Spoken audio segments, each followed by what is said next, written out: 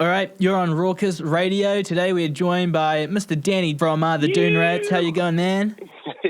Good, Elliot. How you doing, mate? Yeah, mate, I'm good. How does it feel to once again be at the number one spot for your album? Back to back, baby. Yeah, it's good. I mean, we're very humbled by it. We did not think we'd get to do it again. And in fact, we're so thankful to everyone that's followed the band and supports the band. Like, it kind of, for us, it's been a couple of years from the last album, so we just sort of didn't know if people were even still paying attention to the band. And when we got the word that we'd, just beaten Eminem and Taylor Swift and Harry Styles and all those guys, we just like in shock. I think we just landed in Tasmania to play a festival, and we had about 1 million beers to celebrate. Well, that's the thing. The person you beat for it was Billie Eilish, and a couple of weeks ago, she just won all the Grammys basically for her album. Yeah, if she wants to trade her 5 Grammys for that, we might do it. When they told us that Billie Eilish was the main person that was probably going to get number one, we kind of were like, well, man, number 2's not bad to someone who just won a bunch of Grammys and won the Hottest 100. So we did a lot of press the week of the album just to say thanks pretty much to a lot of people that had bought the vinyl and the albums and stuff. And then it meant even more when we found out that they'd helped to get us number one and beating, because I mean, at the moment, like with band music, it's a lot more about pop and hip hop and dance. So to be like an Aussie band and take out that was super special and important. And yeah. Yeah.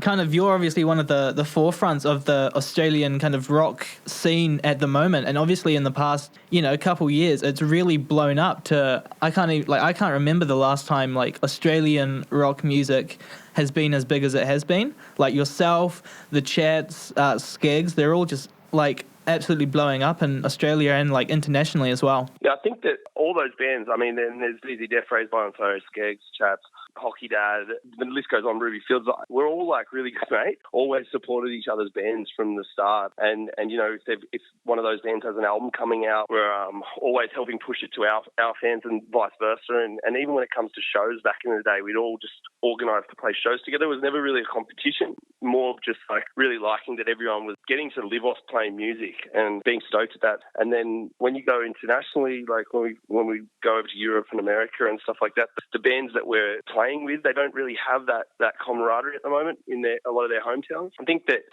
supporting one another has actually worked really well to help get us overseas. And we all write pretty positive music, I think, and fun music. So I think that's also been a thing where a lot of different acts write about the other stuff, whether it's sex, money, love, all that sort of things. We sort of write about a couple of other different things that people have going on in their lives, which I think is really easy to relate to. Yeah. Well, yeah, you can see just how close you are just from even with Skeggs in particular. There was that clip from Laneway last year of you guys coming on stage playing a song with them, and then of course they're actually on the album as well, right? Yeah, well, actually, yeah, they on the last song they were up drinking beers when we finished recording, and we thought, I'd be sick to get you in the studio and do some gang vocals on that Mountain Rock song. There's them and the Gooch Palms and a bunch of mates who aren't in bands that were just there drinking, yelling in the choruses for it, which was real funny. Brett and Toby from Skeggs grew up together since they were kids, so there's that connection there. I mean, BC lives down near Benny and Tobes at the moment, so they were actually just having dinner last night together. It's cool when we get to go on stage and do that, but behind the scenes we're actually really tight. Benny and me will have a Skype beer every 2 weeks. We try to make sure that we get on a Skype no matter where we are in the world and just have a beer and catch up. That's awesome, yeah. Also with And Mountains Come and Go, but Aussie Pub Rock Lives On Forever. I can't even say it. Yeah, it's a pretty long title. I love the Eka Deka solo at the end, man. Yeah. Whose idea was that? That's genius. Well, it's just taking the piss out of, I'm not a very good, I can't solo to save my life. As you probably noticed, there's not too many solos in Dune Rats music. We're not sort of that band that goes solo time. And so the boys were kind of just laugh and say, you should just end the record with a really bad tribute solo to AC/DC. And so we kind of just put it in there because there's so many of those little songs on the album that people wouldn't deem as a radio single. But for us, they're just as important to get the band's sense of humour and personality through. It was originally meant to be the MASH theme tune. I play that a lot of sound checks just to annoy people, but then we thought in the vein of the song, I'll just do a really bad tribute to AC/DC. I didn't think that was bad. I think they'd be proud of that, to be honest, eh? Thanks, mate.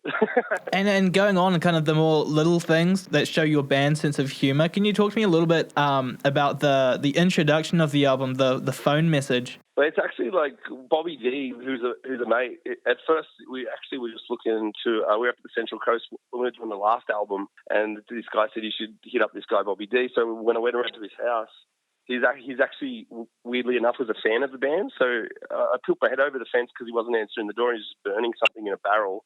I don't know what. And then he's like, "You're the dude from Dune Rats?" I was like, "Yeah." And he's like, "Fucking hell." And so he said, "Come in." And I got in there and there was like skateboards up of ours and some posters and stuff. And so I was like, "Oh, you should come to this festival that we're playing up this way in a few weeks." And he's like, "Yeah, I'll be there." So when we got to the festival, Bobby D was there in his like bootleg Doonies hat that he'd made himself. So we got on like a house on fire and we were just drinking heaps. And he already had my number from before. So then he left that voice message at like 4 a.m. on my phone. And then when I heard it the next day, because I'd already left, we just the boys just thought this is like the perfect way to start the next record, because there's so many people that we meet playing music like that fall in love with the band first, but then meet us and we become really good mates. So that's what the Bobby D was kind of just like a thank you to all our mates that, support the band and stuff. And his message pretty much summed up that message pretty well. Yeah, personally, when I first heard the album, obviously that was the first thing I heard, and I just like paused it and was like, man, this is going to be a good album.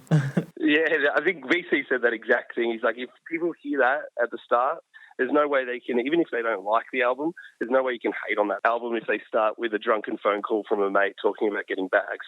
Tell me a little bit about recording the album, the kind of differences between this album and The Kids Will Know It's Bullshit. Obviously, producers are a little bit different this time around, stuff like that. Well, I think the biggest difference is that when we wrote The Kids Will Know It's Bullshit, it was kind of like we recorded it and submitted it to the label, and they went, "We've got half an album here." And we were like, "Oh, okay."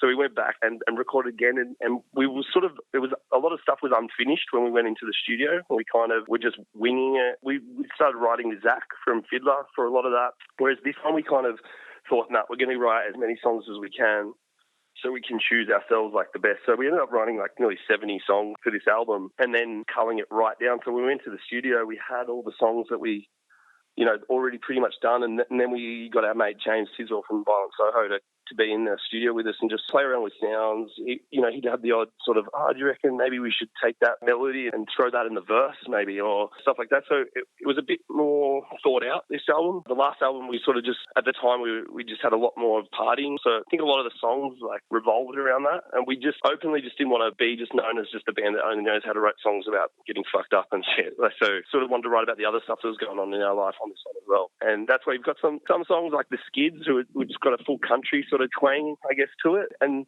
we really love that old sort of Green Day sound where they sort of have the steel string sort of acoustic every now and then through it, because a lot of the songs just start off that way. And, we wanted that vibe of that slackery sort of how songs start out through a few of them. So, yeah, I think just introducing a bit more. I never thought Dune Rats would have a steel string guitar through the songs, but here we are. And then also you've got the huge feature with K-Flay as well. Tell me how that came about. Yeah, she's a legend, isn't she? She's a Fiddler guy, so we'd sort of known of each other through them, being mutual mates. And she is actually on the same label that we are distributed through. So we've got Rat Bag Records, but we distribute through BMG, and she's on BMG as well.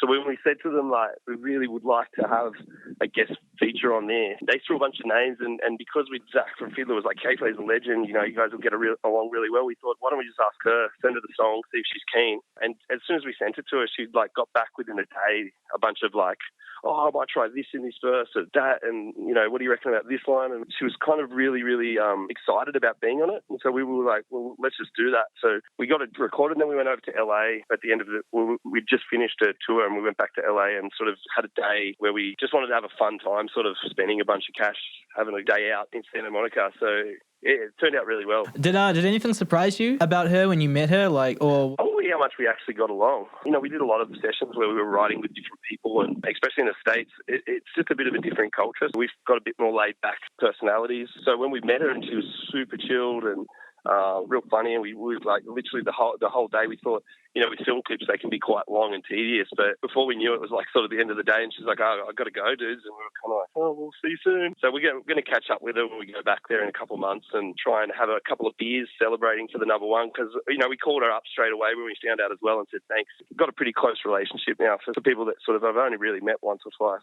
So, yeah, you're touring America and Canada, and you're also just announced for Reading and Leeds, right? Yeah.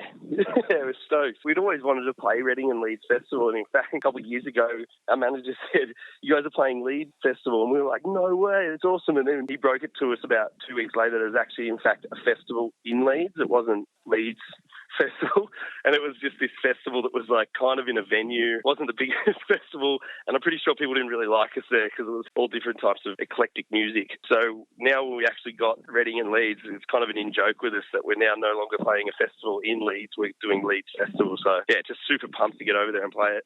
And I think we're coming over to New Zealand as well. So yeah, I was going to ask about New Zealand plans as well. So you played a show years and years ago, right? Yeah, possibly. I think we put it down as one of the worst shows we've ever played, which is a great record to have, New Zealand. Yeah, classic Auckland. Well, that wasn't really anyone's fault but ours. It was like a Budweiser tequila night, and we'd sampled too much tequila, I think. And DC just vomited everywhere, and while he was playing, and when he'd hit the cymbals, spew would just rain down on people at the front, and then they'd start gagging because it was just a horrible thing. And DC blames it on indigestion, but there was a good run there where every show he'd have to have a bucket beside him, because halfway through the song, I think just because we drink a lot of beers, it would just start coming up. So it happened quite a bit to the point where he was just like, "What am I become?" I'm just this dude that sits back here and starts spewing everywhere. People usually take it in pretty good heart. There was a dude that drank it once. That still makes me really sick when I think about it, because I saw him do it. No, but yeah, so I think it's in the pipeline to be in the next few months that we're going to announce that and get over and actually play some really, really exciting shows for him. Yeah, hopefully it doesn't quite go like that for the next show. All right, man. I'll leave it there. Thanks so much for having the time to have a yarn with me, man. Yeah, cheers, Elliot. Legend. Thanks a lot for the chat.